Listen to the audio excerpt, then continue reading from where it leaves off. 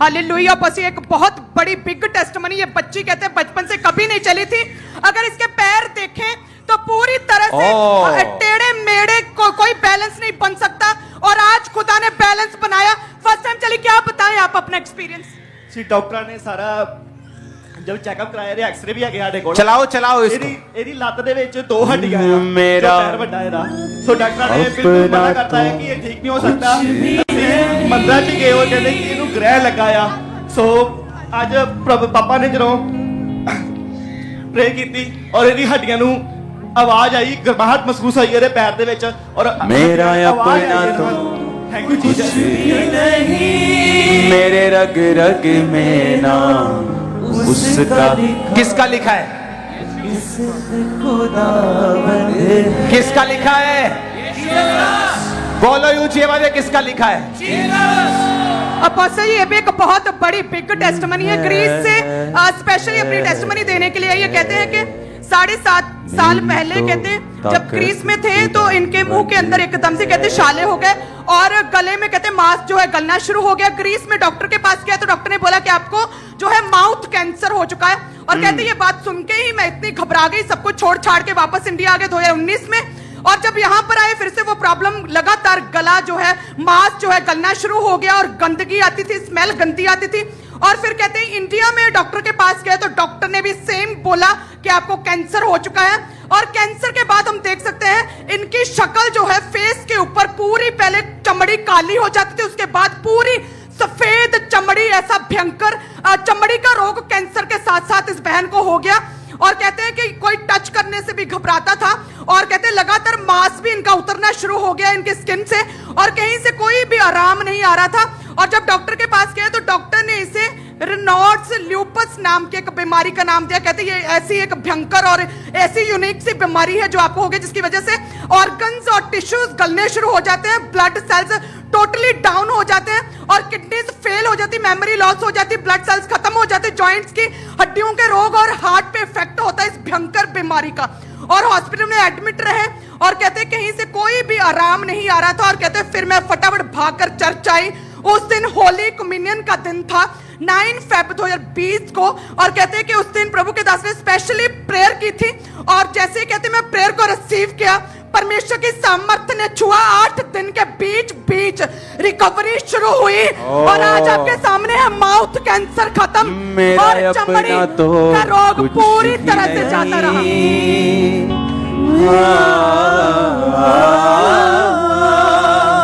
मुंह खोल के बताना, मेरा अपना तो कुछ भी नहीं, मेरे रग रग में नाम उसका लिखा। इनकी टेस्टिमनी को हम रेगुलर में लेंगे अगले संडे या थर्सडे अगर यही है तो, ताकि हम खुल के इनकी टेस्टिमनी सुन सकें। अपने हाथों को एक टेस्टिमनी को सुनेंगे, उसके बाद हम वचन में चलेंगे।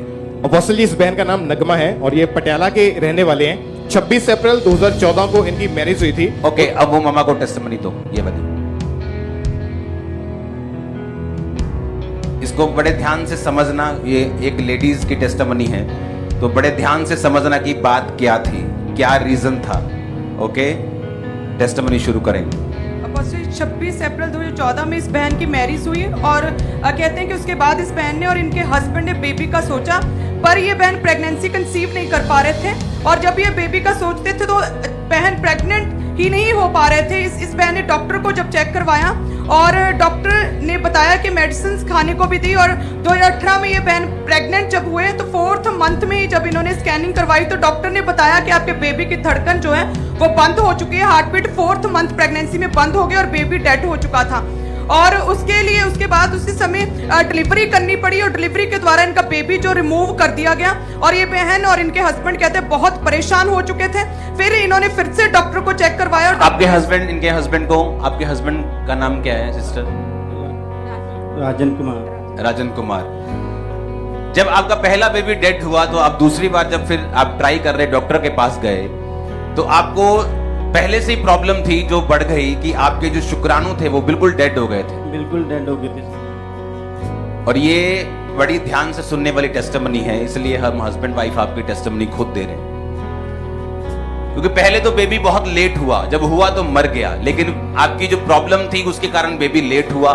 लेकिन धीरे धीरे वो प्रॉब्लम इतनी बढ़ गई कि आपके शुक्राणु टोटल डेड हो गए और आपकी जो वाइफ है, आपने लिखा हुआ कि इनके एग बनने बंद हो गए। हाँ जी। तो दोनों तरफ से चांसेस क्लोज हो गए थे, खत्म हो गए थे, डेड हो गए थे। आपने अपनी टेस्टिमनी में कुछ खास चीजें लिखी हुई हैं कि आप सुसाइड करना चाहते थे। जी। आप बताइए खुल के वो क्या चीजें थी। वो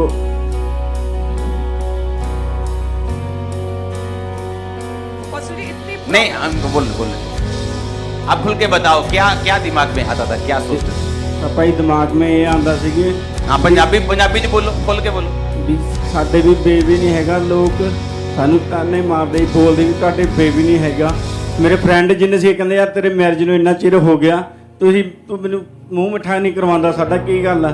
ਮਾਂ ਕੋਈ ਗੱਲ, ਮੇਰਾ ਪਰਮੇਸ਼ਰ ਮੇਰੇ ਨਾਲ ਆ, ਤੁਹਾਨੂੰ ਇੱਕ ਦਿਨ ਮੈਂ ਖੁਦ ਪਾਰਟੀ ਦੂੰਗਾ, ਖਾਂਬੜਾ ਚਰਚ ਵਿੱਚ ਜਾ ਕੇ ਗਵਾਹੀ ਦੂੰਗਾ ਆਪਣੀ। कितने डॉक्टर चेंज किए आपने? 4-5 घरे पापा जी डॉक्टर। और मेडिसिन खाई आपने? जी। और डॉक्टर क्या बोलते थे आपको जब आपके शुक्राणु बिल्कुल नील हो गए, आपकी वाइफ के एग नहीं बनते? डॉक्टर की भाषा क्या थी आपके लिए? डॉक्टर कहते पापा जी ਤੁਸੀਂ ਜਿੱਥੇ ਮਰਜ਼ੀ ਚਲੋ, ਤੁਹਾਡੇ ਬੇਬੀ ਨਹੀਂ ਹੋ ਸਕਦਾ ਕਿ ਹੁਣ ਨਹੀਂ ਹੋ ਸਕਦਾ, ਨਹੀਂ ਹੋ ਕਿਉਂਕਿ ਤੁਹਾਡੇ ਪ੍ਰੋਬਲਮ ਜਿਹੜੀ ਸੀ ਉਹ ਨੀਲ ਹੋ ਚੁੱਕੀ ਸੀ। ਨੀਲ ਤੋਂ ਬਾਅਦ ਬੇਬੀ ਕਦੀ ਨਹੀਂ ਹੁੰਦਾ। ਨਹੀਂ ਹੁੰਦਾ। ਤੁਸੀਂ ਡਿਪਰੈਸ਼ਨ ਦੀ ਮੈਡੀਸਿਨ ਵੀ ਖਾਂਦੇ ਸੀਗੇ? ਹਾਂਜੀ। ਤੁਸੀਂ ਡਿਪਰੈਸ਼ਨ ਦੀ ਮੈਡੀਸਿਨ ਖਾਂਦੇ ਸੀ? ਹਾਂਜੀ। ਤੁਹਾਡੀ ਵਾਈਫ ਨੂੰ ਮਾਈਕ੍ਰੋਫੋਨ ਦਿਓ ਜਰਾ। ਹਾਂਜੀ। ਤੁਸੀਂ ਕੀ ਜਦੋਂ ਪਹਿਲਾ ਬੇਬੀ ਡੈਡ ਹੋਇਆ ਉਸ ਤੋਂ ਬਾਅਦ ਟੋਟਲੀ ਮੈਡੀਕਲੀ ਇਹ ਪ੍ਰੂਫ ਹੋ ਗਿਆ ਕਿ ਹੁਣ ਤੁਹਾਡੇ ਹਸਬੰਡ ਦੇ ਹੋ ਹੀ ਨਹੀਂ ਸਕਦਾ, ਤੁਹਾਡੇ ਵੀ ਨਹੀਂ ਹੋ ਸਕਦਾ? 2018 ਦੇ ਵਿੱਚ ਪਾਪਾ ਜੀ ਜਦ ਅਸੀਂ ਅਲਟਰਾਸਾਊਂਡ ਕਰਾਉਣ ਗਏ ਤੇ ਸਾਨੂੰ ਡਾਕਟਰ ਨੇ ਕਹਿਤਾ, ਮੈਨੂੰ ਤਾਂ ਬੁਲਾਇਆ ਹੀ ਨਹੀਂ ਅੰਦਰ, ਮੇਰੇ ਹਸਬੰਡ ਗਏ ਸੀ। ਮੇਰੇ ਹਸਬੰਡ ਕਹਿੰਦੇ, ਨਰਸ ਕਹਿੰਦੀ ਆਪਣੀ ਵਾਈਫ ਨੂੰ ਅੰਦਰ ਨਹੀਂ ਲੈ ਕੇ ਆਣਾ, ਤੁਸੀਂ ਇਕੱਲੇ ਆਓ। ਮੈਂ ਸੋਚਿਆ, ਮੈਂ ਕਿਹਾ ਮੈਨੂੰ ਕਿਉਂ ਨਹੀਂ ਲੈ ਕੇ ਜਾ ਰਹੇ, ਕੀ ਗੱਲ ਹੈ? ਅਸੀਂ ਜਿਹੜੇ ਮੇਰੇ ਹਸਬੰਡ ਨੂੰ ਲੈ ਕੇ ਗਏ ਆ, ਇਹ ਅੰਦਰੋਂ ਨਾ ਅਰਮਾਲ ਨਾਲ ਆਸੂ ਪੂੰਝ ਪਾਣ ਕੇ ਤੇ ਅੱਖਾਂ ਲਾਲ ਹੋਈਆਂ ਪਈਆਂ ਇਹਨਾਂ ਦੀਆਂ ਤੇ ਬਾਹਰ ਆ ਰਹੇ। ਮੈਨੂੰ ਮੈਡਮ ਜਾਂਦੇ ਜਾਂਦੇ ਮਿਲ ਕੇ ਕਹਿੰਦੀ ਚਲੋ ਨਗਮਾ ਠੀਕ ਹੈ, ਮੈਂ ਜਾ ਰਹੀ ਹਾਂ। ਮੈਨੂੰ ਇਹ ਕਹਿੰਦੇ ਦਵਾਈਆਂ ਵਾਪਸ ਕਰ ਦਈਏ। ਮੈਂ ਕਿਹਾ ਦਵਾਈਆਂ ਕੋ ਵਾਪਸ ਕਰਨੀਆਂ, ਚੌਥਾ ਮੰਥ ਤਾਂ ਆਪਾਂ ਨੂੰ ਲੱਗਾ ਪਿਆ ਆ ਤੇ ਆਪਣਾ ਬੇਬੀ ਤਾਂ ਠੀਕ ਹੀ ਹੋਏਗਾ। ਇਹ ਕਹਿੰਦੇ ਬੇਬੀ ਦੀ ਧੜਕਨ ਬੰਦ ਹੋ ਚੁੱਕੀ ਆ, ਮੈਂ ਟੁੱਟ ਚੁੱਕੀ ਪਾਪਾ ਜੀ। ਤੁਸੀਂ ਲਿਖਿਆ ਕਿ ਤੁਹਾਨੂੰ ਲੱਗਦਾ ਸੀਗਾ ਕਿ ਸਾਨੂੰ ਇੰਨਾ ਚੰਗਾ ਮੌਤ ਆ ਜਾਏ? ਹਾਂ ਪਾਪਾ ਜੀ, ਮੈਂ ਤੇ ਕਿਹਾ ਖੁਦਾਇਆ ਚਾਹੇ ਤਾਂ ਮੈਨੂੰ ਮੌਤ ਦੇ ਦੇ, ਚਾਹੇ ਮੈਨੂੰ ਬੱਚਾ ਦੇ ਦੇ, ਮੈਂ ਦੁਨੀਆ ਦੇ ਨਾਲ ਰਲ ਜਾ। ਚਰਚ ਕਿੱਦਾਂ ਆਏ ਤੁਸੀਂ? ਮੇਰੀ ਭੈਣ ਗੁਰਦਾਸਪੁਰ 2018 ਦੇ ਵਿੱਚ ਸਾਡੇ ਬੇਬੀ ਇਸ ਤਰ੍ਹਾਂ ਹੋਇਆ ਸੀ। 2018 ਦੇ ਵਿੱਚ ਮੇਰੀ ਭੈਣ ਨੇ ਗੁਰਦਾਸਪੁਰ ਬ੍ਰਾਂਚ ਚ ਜਾਂਦੀ ਹੁੰਦੀ ਸੀ, ਉਹ ਬਹੁਤ ਵਿਸ਼ਵਾਸੀ ਆ। ਉਹ ਕਹਿੰਦੇ ਤੁਸੀਂ ਨਾ ਖਾਂਬੜਾ ਚਰਚ ਜਾਓ, ਸਾਡੇ ਕਹਿਣ ਤੇ ਇੱਕ ਵਾਰੀ ਜਾਓ ਤੁਸੀਂ। ਮੈਂ ਖਾਂਬੜਾ ਚਰਚ ਆ ਨਹੀਂ ਸਕੀ, ਮੈਂ ਆਨਲਾਈਨ ਪ੍ਰਾਰਥਨਾ ਸ਼ੁਰੂ ਕਰ ਦਿੱਤੀ। ਮੈਂ ਜਦ ਵੀ ਪ੍ਰਾਰਥਨਾ ਸ਼ੁਰੂ ਕੀਤੀ, ਹਰ ਇੱਕ ਵਰਡ ਨੂੰ ਮੈਂ ਰਿਸੀਵ ਕਰਦੀ ਸੀ, ਮੈਂ ਗ੍ਰਹਿਣ ਕਰਦੀ ਸੀ। ਆਪਣੇ ਦੋਵੇਂ ਅਸੀਂ ਹਸਬੈਂਡ ਵਾਈਫ ਅਸੀਂ ਪ੍ਰਾਰਥਨਾ ਦੇਖਦੇ ਰਹੇ। ਫਿਰ 24 ਫਰਵਰੀ 2022 ਨੂੰ ਬ੍ਰਾਂਚ ਦੇ ਵਿੱਚ ਪਾਪਾ ਜੀ ਤੁਸੀਂ ਵਰਲਡਾਂ ਨੂੰ ਬੋਲਿਆ ਸੀ। ਫਿਰ ਤੁਸੀਂ ਸੰਡੇ ਚਰਚ ਜਾਣਾ ਸ਼ੁਰੂ ਕਰਤਾ ਬ੍ਰਾਂਚ ਦੇ ਫਿਰ ਵਿੱਚ? ਅਸੀਂ ਚਰਚ ਜਾਣਾ ਸ਼ੁਰੂ ਕਰ ਦਿੱਤਾ। ਜਿਸ ਦਿਨ ਤੁਹਾਡੀ ਓਪਨਿੰਗ ਹੋਈ ਉਸ ਤੋਂ ਬਾਅਦ ਅਸੀਂ ਲਗਾਤਾਰ ਜਾਂਦੇ ਰਹੇ, ਬਹੁਤ ਵਿਸ਼ਵਾਸ ਨਾਲ ਜਾਂਦੇ ਰਹੇ। ਉਸ ਵਿਸ਼ਵਾਸ ਨੇ ਸਾਨੂੰ ਅੱਜ ਸਾਡੀ ਬੇਟੀ ਸਾਡੇ ਗੋਦ ਦੇ ਵਿੱਚ ਆ। ਓ ਜੀਸਸ, ਥੈਂਕ ਯੂ ਜੀਸਸ। ਤੁਸੀਂ ਲਿਖਿਆ 24 ਫਰਵਰੀ 2022 ਨੂੰ ਤੁਸੀਂ ਸੰਡੇ ਮੀਟਿੰਗ ਦੇ ਵਿੱਚ ਬੈਠੇ ਸੀਗੇ, ਹਾਂਜੀ। ਜਦੋਂ ਪ੍ਰੋਫੈਟਿਕ ਵਰਡ ਹੋਇਆ ਕਿ ਜਿਨ੍ਹਾਂ ਦੇ ਬੇਬੀ ਨਹੀਂ, ਆਪਣੇ ਆਪ ਨੂੰ ਟੱਚ ਕਰੋ, ਉਹ ਜਿੰਨੇ ਬ੍ਰਾਂਚਸ ਦੇ ਵਿੱਚ ਨੇ ਉਹ ਟੱਚ ਕਰੋ ਕਿ ਮੈਂ ਤੁਹਾਨੂੰ ਵੱਡੀ ਟੈਸਟਮਨੀ ਨਾਲ ਔਰ ਬੇਬੀ ਨਾਲ ਆਉਂਦੇ ਹੋਏ ਦੇਖ ਰਿਹਾ। ਹਾਂਜੀ। ਤੁਸੀਂ ਪਟਿਆਲਾ ਬ੍ਰਾਂਚ ਦੇ ਵਿੱਚ ਮੌਜੂਦ ਸੀਗੇ? ਅਸੀਂ ਪਟਿਆਲਾ ਬ੍ਰਾਂਚ ਵਿੱਚ ਦੋਵੇਂ ਹਸਬੰਡ ਵਾਈਫ ਜਾਂਦੇ ਹੁੰਦੇ ਸੀ। ਅਸੀਂ ਹਰ ਇੱਕ ਸੰਡੇ ਮਿਸ ਨਹੀਂ ਸੀ ਕਦੀ ਕੀਤਾ। ਔਰ ਤੁਸੀਂ ਲਿਖਿਆ ਕਿ ਜਦੋਂ ਉਹ ਪ੍ਰੇਅਰ ਹੋ ਰਹੀ ਸੀ ਤੁਹਾਡੀ ਬਾਡੀ 'ਚ ਕੁਝ ਮਹਿਸੂਸ ਹੋਇਆ, ਕੀ ਮਹਿਸੂਸ ਹੋਇਆ ਤੁਹਾਨੂੰ? ਇੱਕਦਮ ਮੇਰੀ ਲੂੰ ਕੰਡੇ ਇਕੱਠੇ ਹੋ ਗਏ, ਪਸੀਨੋ ਪਸੀਨੀ ਮੈਂ ਹੋ ਗਈ। ਮੈਂ ਕਿਹਾ ਇੰਨੀ ਮੈਨੂੰ ਗਰਮੀ ਲੱਗ ਰਹੀ ਹੈ ਨਾ, ਮੈਂ ਤਾਂ ਪਾਣੀ ਪੀ ਕੇ ਆਈ। ਮੈਂ ਕਿਹਾ ਕੀ ਹੋ ਗਿਆ, ਮੈਨੂੰ ਕਦੀ ਇੰਨਾ ਪਸੀਨਾ ਨਹੀਂ ਆਇਆ। ਨਹੀਂ, ਗਰਮੀ ਦਾ ਮਹੀਨਾ ਸੀਗਾ ਕਿ ਸਰਦੀ ਦਾ ਮਹੀਨਾ ਸੀਗਾ? ਨਹੀਂ ਇੰਨੀ ਗਰਮੀ ਨਹੀਂ ਸੀ। 24 ਫਰਵਰੀ ਲਿਖਿਆ ਤੁਸੀਂ? 24 ਫਰਵਰੀ ਸੀ, ਮਤਲਬ ਹਾਂਜੀ। ਇਹੀ ਦਿਨ ਹੋ ਗਏ ਨਾ? ਹਾਂਜੀ ਹਾਂਜੀ, ਇੰਨੀ ਗਰਮੀ ਤਾਂ ਹੈ ਨਹੀਂ ਸੀ। ਮੈਨੂੰ ਬਹੁਤ ਗਰਮਾਹਟ, ਮੈਂ ਪਸੀਨੋ ਪਸੀਨੀ ਹੋ ਗਈ। ਮੈਂ ਆਪਣੇ ਹਸਬੰਡ ਨੂੰ ਦੱਸਿਆ, ਮੈਂ ਕਿਹਾ ਮੈਨੂੰ ਇੰਜ ਲੱਗਾ ਜਿਵੇਂ ਨਾ ਮੈਨੂੰ ਕੋਈ ਚੀਜ਼ ਛੱਡ ਕੇ ਜਾ ਰਹੀ ਆ। ਗਰਮਾਹਟ ਬਹੁਤ ਮਹਿਸੂਸ ਹੋਈ ਮੈਨੂੰ ਆਪਣੇ ਆਪ 'ਚ। ਫਿਰ ਅਸੀਂ ਇਸ ਵਰਲਡਾਂ ਨੂੰ ਰਿਸੀਵ ਕਰਦੇ ਰਹੇ। परमेश्वर ने सानू बरकत ना ब्लेस किया। अच्छा, एक और बात ध्यान दें, विश्वास में और शक में क्या फर्क है? बहुत लोगों को पवित्र आत्मा छूता है, लेकिन उन्हें लगता है कि शायद गर्मी है, शायद जोश आ रहा है, चाहे म्यूजिक लगा हुआ है, इस कारण मुझे ऐसा फील हो रहा है। अगर आपको कोई फिजिकल प्रॉब्लम नहीं है और पवित्र आत्मा आपको छू रहा है, तो कई बार आपको मालूम नहीं होता कि पवित्र आत्मा ने मुझे छुआ कि नहीं छुआ। इनके केस में इनको छुआ पवित्र आत्मा ने कि नहीं छुआ, किस चीज से साबित होता है? ये वो केस है कि जब बेबी पेट में डेड हुआ, दोबारा जब टेस्ट हुए तो उसके बाद बताया कि अब शुक्राणु बनते ही नहीं, नील हो चुके हैं, वाइफ के एग नहीं बनता, 5-6 डॉक्टर्स चेंज, लाखों रुपया मेडिसिन, डॉक्टर ने बोल दिया बेबी मेडिकली पॉसिबल नहीं है। बहन जाती थी गुरदासपुर, उसने चर्च के बारे में बताया, ये पटियाला में जाते थे। 24 फरवरी जिस दिन पवित्र आत्मा ने इनको छुआ और जिस दिन इन्होंने कहा कि मुझे ऐसा लगा कि मेरी बॉडी में गर्माहट महसूस हुई। अच्छा, हम ये मान लेते हैं कि ठीक है कि ये एक जोश था, ठीक है, ये साउंड का असर था, जोश था, गर्मी थी, नाच के ऐसा किया, हम मान लेते चलो ऐसा हो गया। पर जब नेक्स्ट दिन आप घर जाके आपने अपना प्रेगनेंसी टेस्ट चेक किया तो क्या आया? मतलब मैं प्रेग्नेंट सी, मैं अपने पति ਨੂੰ ਦੱਸਿਆ मैं प्रेग्नेंट ਹਾਂ। मेरे पति बहुत खुश होए, थैंक यू जीसस। मेरे पति बहुत खुश होए सी। वो तो खुश होंगे ही। हाँ जी। आमीन। कितने इस बात को समझ रहे हैं कि एक व्यक्ति को जब पवित्र आत्मा छूता है ना, अगर उसको कोई फिजिकल प्रॉब्लम नहीं है, उसको यकीन करना मुश्किल हो जाता है कि मुझे पवित्र आत्मा नहीं छुआ, या मेरे को जोश आ रहा है, या मेरे को क्या। लेकिन एक व्यक्ति जब किसी सिचुएशन में होता है, जब एक व्यक्ति बीमार होता है, खासकर फिजिकल बीमार होता है, उससे जब पवित्र आत्मा छूता है, उसे 100% मालूम होता है कि परमेश्वर ने मुझे छुआ। इसीलिए जो लोग अविश्वासी होते हैं, जो लोग बीमार नहीं होते, जो लोग हट्टे कट्टे होते हैं, कई बार वो दूसरों को बोलते हैं यार ये पखंड करता है, क्योंकि उन्हें मालूम नहीं कि ये पवित्र आत्मा है, क्योंकि उन्हें जरूरत नहीं है। जिन लोगों को जरूरत होती है, मुझे मालूम है, मुझे पवित्र आत्मा जब छूता था, मुझे फिजिकल जब प्रॉब्लम थी, मुझे बीमारियां थी, जब पवित्र आत्मा मुझे छूता था, मुझे मालूम होता था कि पवित्र आत्मा ने मुझे छुआ है। लोगों के लिए वो पाखंड हो सकता था। अगर मैं कंप्यूटर इंजीनियर हो गया, अगर मुझे वही चीज तब से 3 साल पहले कोई बताता तो मेरे लिए तब भी वो पाखंड ही रहता। लेकिन जो व्यक्ति जिसके जीवन में गुजर रही होती है, इसलिए मैंने कहा यहाँ पढ़े लिखे भी बैठे हैं, डॉक्टर्स भी बैठे हैं, IAS भी बैठे हैं, तो वो सोच सकते हैं कि ठीक है जोश हो सकता है, टेंट की गर्मी हो सकती है, साउंड की गर्मी, ठीक है मैं आपकी बात से सहमत हूं, हो सकता है ऐसा।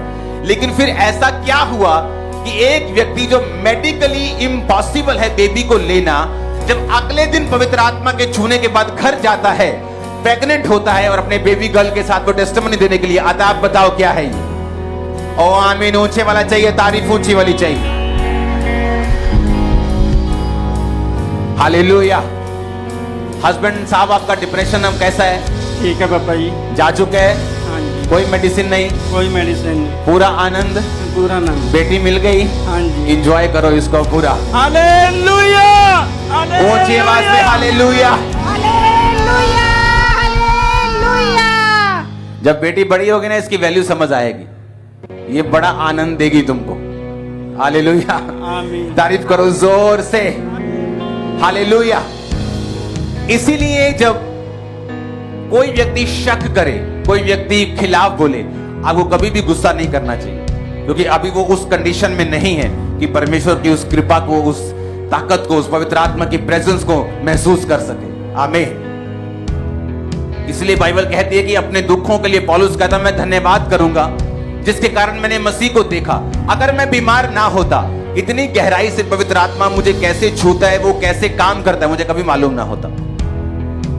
आप थैंक्स करो कि आप बीमार थे लेकिन खुदा के घर में हो, क्योंकि आप परमेश्वर को भी पालोगे और चंगाई को भी पालोगे। आमीन। ऊंचा ये बरकत आपकी है। और भी नई वीडियो को देखने के लिए हमारे YouTube चैनल को सब्सक्राइब करें, लाइक करें और शेयर करें।